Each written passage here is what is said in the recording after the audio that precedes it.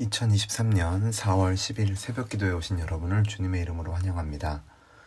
오늘 우리에게 주신 하나님의 말씀은 민수기 11장 1절에서 15절까지의 말씀입니다.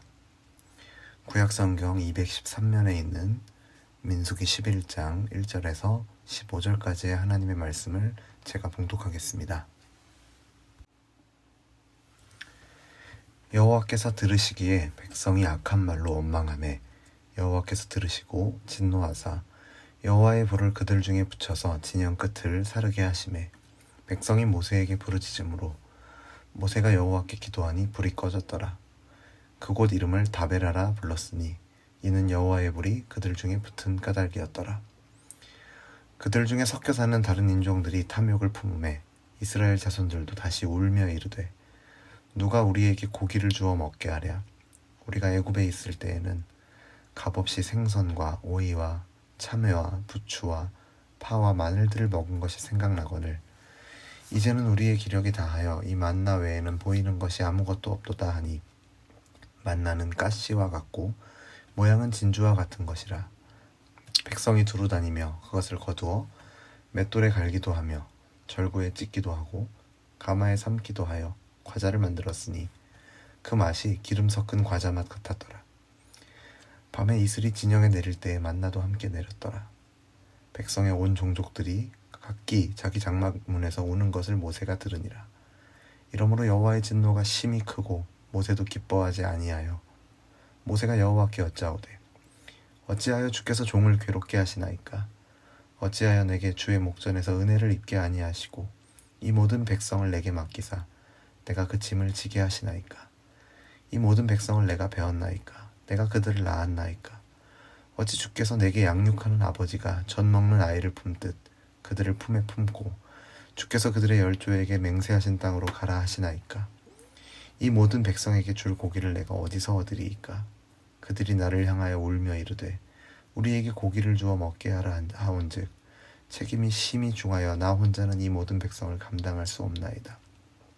주께서 내게 이같이 행하실진대 구하옵나니 내게 은혜를 베푸사 즉시 나를 죽여 내가 고난당함을 내가 보지 않게 하옵소서. 아멘. 바로 앞 본문인 민수기 10장의 마지막 부분을 제가 1월 18일 새벽 기도의 시간을 통해서 나누었습니다. 그리고 우리가 마태복음을 마치고 오늘부터는 다시 민수기의 말씀을 이어서 살펴보도록 하겠습니다. 민수기 10장까지의 내용은 출애굽한 이스라엘 백성이 시내산에 도착하고 거의 1년이 지난 시점에서 드디어 가나안을 향해 나아가는 장면을 기록하고 있습니다. 그리고 이어지는 11장의 내용부터 우리는 가나안으로 향하는 이스라엘 백성의 여정 가운데 나타나는 수많은 문제들을 보게 됩니다. 여호와의 궤가 앞장서고 구름의 머무름과 이동을 따라 나아가는 이스라엘의 여정의 출발은 희망에 부풀어 있는 희망찬 걸음이었습니다. 하지만 11장부터 20장까지를 보면 이스라엘 백성의 광야에서의 불평 이야기로 가득합니다. 오늘 본문은 이스라엘 백성의 원망 그리고 그들의 원망에 대한 하나님의 진노하심으로 시작합니다. 10장 마지막 절과 11장 1절 사이에 마치 무슨 큰 간격이라도 존재하는 것처럼 분위기가 완전히 달라졌습니다. 이스라엘의 원망은 단순한 불평 한마디로 끝난 것이 아니었습니다. 4절을 보면 이스라엘 자손들이 다시 울며 이르되 라고 기록하고 있습니다. 즉 그들은 현재 자신들의 처지를 비관하며 울면서 하나님을 원망하고 있습니다. 그들의 원망은 하나님께서 인도하시고 하나님께서 살게 하시는 대로 사는 것이 아니라 자기 스스로 살아보겠다고 발버둥치는 마음에서 비롯되었습니다. 하늘에서 내려오는 만나를 먹으면서도 그들은 자신들이 하나님의 은혜로 생존하고 있음을 깨닫지 못합니다. 단지 인생에 즐거움이 없다며 짜증을 내고 있습니다.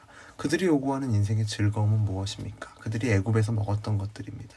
세상 것을 소유함으로 누리는 즐거움을 그들은 원하고 있는 것입니다. 어찌 보면 이것이 오늘날의 세상을 살아가는 사람들이 추구하는 모습 그대로가 아닌가 싶습니다. 우리는 어떻습니까? 성경도 좋고 말씀도 좋고 믿음도 좋지만 그래도 세상 것이 좀 있어야 인생을 즐겁게 살 수 있지 않냐? 우리가 혹시 그렇게 생각하고 있지는 않습니까? 아무리 말씀이 있고 하나님이 함께 하신다고 해도 세상 것이 없으면 즐겁지 않다라고 말하고 있지는 않습니까?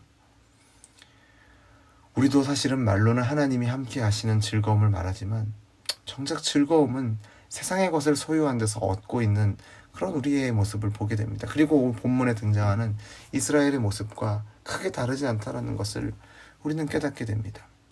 하지만 사실 그 모든 즐거움들, 우리가 이 땅에서 누리려고 하는 즐거움들, 또 이스라엘 백성들이 요구하고 원하는 즐거움들이 다 헛되다라는 것을 우리는 죽음이라는 문제 앞에 그 즐거움들을 내려놓는 순간 확인할 수 있습니다.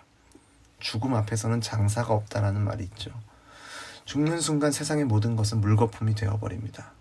그것을 꼭 죽어봐야 알겠습니까? 죽지 않아도 알 수 있습니다. 여러분들이 죽음 앞에서는 모든 것이 헛되다라는 것을 아신다면 미리부터 그러한 삶을 살아가는 지혜로운 성도들, 지혜로운 백성들, 하나님의 자녀들이 되시기를 바랍니다.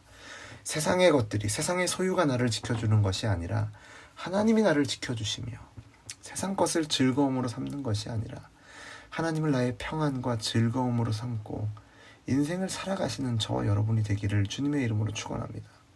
세상의 어느 갑부나 어느 부자나 재벌이나 권력가라 하여도 죽음 앞에서는 그들이 가지고 있는 것들이 전혀 힘을 쓰지 못합니다. 돈, 권력이 죽음에서 나를 지켜주지 못합니다. 이것이 인간의 모습입니다. 여러분이 죽음을 앞두고 있다면 여러분을 멸망의 자리에서 구원해 주실 분이 누구겠습니까?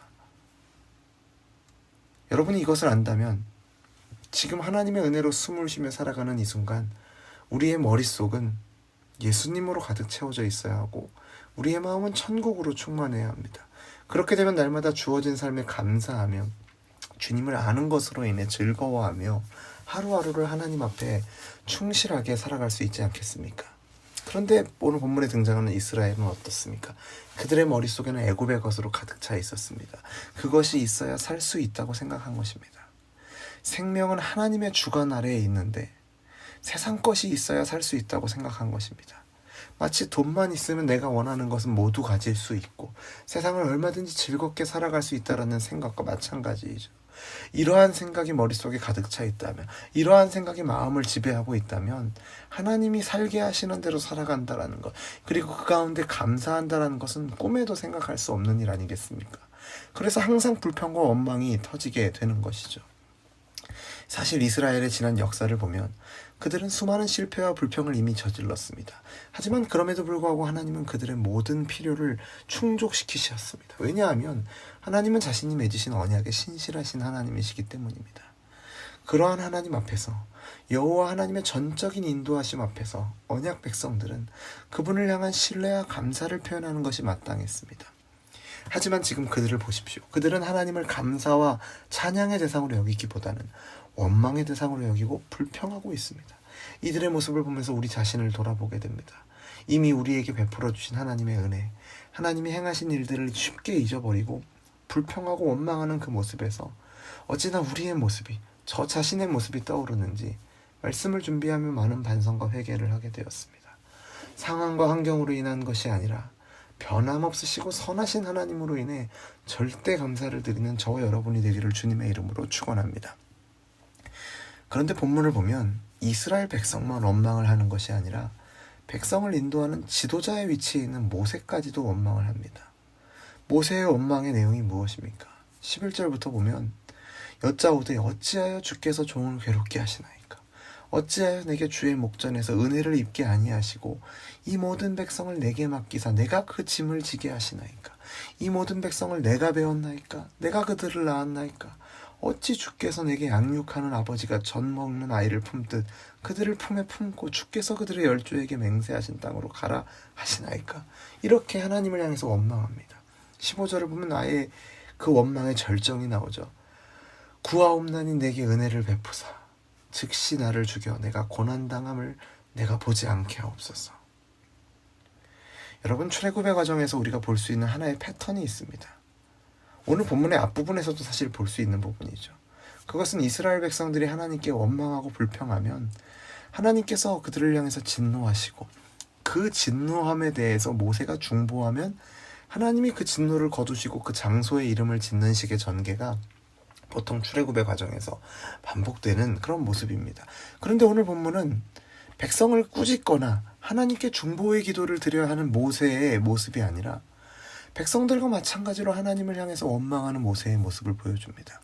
그의 불평이 무엇입니까? 이 백성들은 다 하나님의 백성인데 왜 나에게 맡겨가지고 나를 이 고생을 시키십니까? 차라리 이렇게 할 바야 나를 죽여주는 것이 내게 은혜입니다라고 원망하며 따지고 있는 것이죠. 모세의 이 불평을 보면 이스라엘 백성들이 하나님께만 원망한 것이 아니라 모세에게도 아주 심한 원망을 했다는 것을 짐작해 볼 수 있습니다. 아마도 모세 자신의 지도력에 대한 백성의 의문과 불평 때문이었을 것입니다. 일찍이 모세가 어떤 사람이었습니까? 출애굽기에서 시내산 언약을 하나님과 맺은 후에 이스라엘 백성들이 금송아지 우상을 섬겼죠.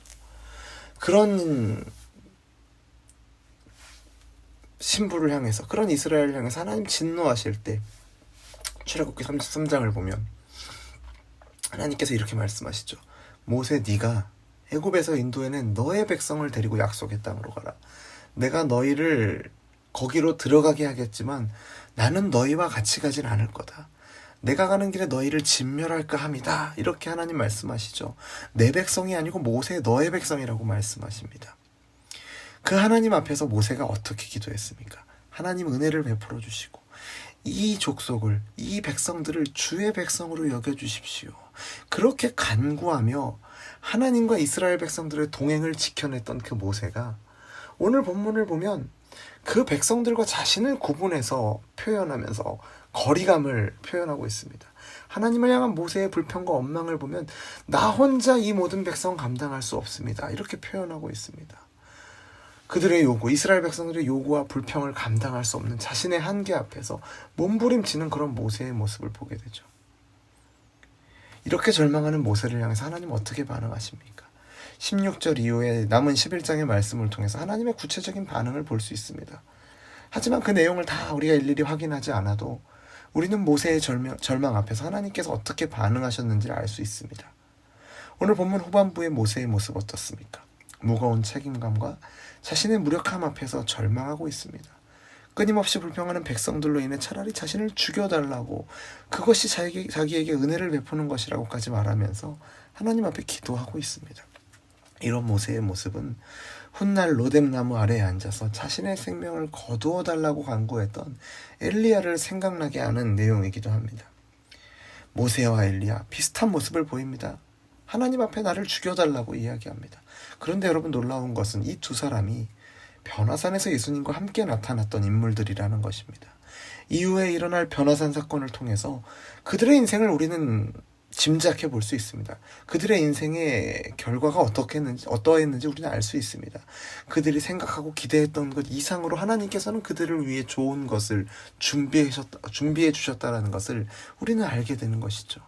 마음이 무너지고 절망하게 돼서 죽음과 곤고함이 극에 달해 있다고 느꼈던 그들을 도우시고 무너진 것을 세우시고 부족한 것을 채우시는 하나님을 우리는 보게 되는 것입니다. 그리고 마침내 하나님은 그들을 생명과 영광으로 인도하시는 것을 우리는 신약의 변화산 사건을 통해서 확인하게 되는 것이죠. 광야에서 이스라엘 백성들이 만났던 어려움은 모세마저도 하나님을 향해 원망과 불평을 쏟아놓게 만들 정도로 쉽지 않은 것이었습니다. 하지만 하나님이 그 어려움보다 크신 분임을, 그 크신 하나님의 능력을 우리는 바라보아야 합니다. 그리고 그 능력의 하나님이 약속대로 자신의 백성과 함께 하시며 인도하시는 자비로우신 아버지이심을 우리는 기억해야 할 것입니다. 세상의 공중권세 잡은 자는 우리의 눈과 귀를 가리고 문제를 크게 보이게 만들어서 우리로 하여금 하나님을 바라보지 못하도록 만들려고 합니다. 때로는 우리가 당한 어려움이 하나님의 진노와 형벌이 아닌가 하는 생각에 하나님마저도 우리와 함께하지 않는 것처럼 느껴지게 만들려고 합니다. 그런 일들이 실제로 우리에게 벌어집니다. 그럴 때 하박국 선지자가 하나님을 신뢰함으로 하나님에 대한 소문을 듣고 진노 중에라도 긍휼을 잊지 않으시는 하나님을 구했던 것을 기억하시는 저 여러분이 되기를 주님의 이름으로 축원합니다. 우리 주님께서 알려주셨던 것처럼 시험에 들지 않게 지키시고 악에서 건지시는 하나님, 사망의 음침한 골짜기를 다닐지라도 시편 기자가 두려워하지 않았던 이유, 바로 우리와 함께 하시는 임마누엘 하나님을 향한 신뢰와 그분을 의뢰함으로 나아가시는 저와 여러분이 되기를 주님의 이름으로 축원합니다. 고난은 신자에게 있어서 선택 과목이 아닌 필수 과목입니다. 복이 있는 자는 의를 위해서 핍박을 받는 자라고 예수님께서 말씀하셨습니다. 오늘 하루도 어려움과 고난이, 환난과 역경이 우리를 여전히 둘러싸고 있을 것입니다.